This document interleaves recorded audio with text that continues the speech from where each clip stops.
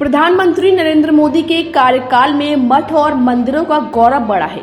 काशी विश्वनाथ, केदारनाथ और उज्जैन के महाकाल मंदिर के बाद अब बद्रीनाथ धाम का भी एक ऐसा भव्य स्वरूप होने जा रहा है जिसका देश के लोग वर्णन करेंगे। यह बात हरिद्वार में पंचायती अखाड़ा श्री निरंजनी पीठाधीश्वर आचार्य महामंडलेश्वर कैलाशनंद गिरी ने पत्रकारों से कही। उन्होंने बताया कि अयोध्या के राम मंदिर के रामलला के पूजन से पहले प्रधानमंत्री नरेंद्र मोदी ने 11 दिन का जो अनुष्ठान किया, वह अनुष्ठान विधि उन्होंने ही दी थी। आजादी के बाद से जिन कार्यों की उपेक्षा हो रही थी, नरेंद्र मोदी के प्रधानमंत्री बनने के बाद वह कार्य अब होते दिख रहे हैं। रामलला की प्राण प्रतिष्ठा के दौरान शंकराचार्य द्वारा प्रधानमंत्री का विरोध करने की बात पर महामंडलेश्वर ने कहा कि शंकराचार्य के मन में कोई व्यक्तिगत बात रही होगी। शंकराचार्य और आचार्य समकक्ष हैं। शंकराचार्य को ऐसी बात नहीं कहनी चाहिए जिससे राष्ट्र और धर्म का विरोध हो, क्योंकि राम और कृष्ण सभी के हैं।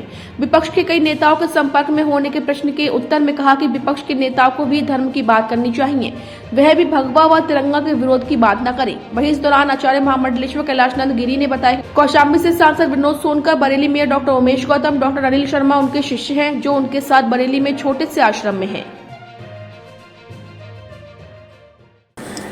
हमने कहा ना कि एक देश को त्यागी राजा मिला है। मैं उनकी बिना प्रशंसा किए मैं बात कर रहा हूँ।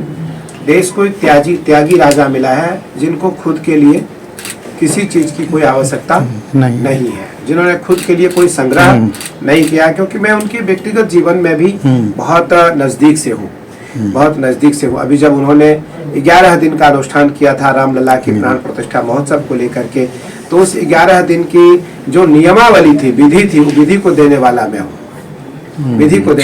हूँ। विधि मैंने दिया था, इस विधि से अनुष्ठान होना चाहिए और उस विधि से उन्होंने अनुष्ठान किया।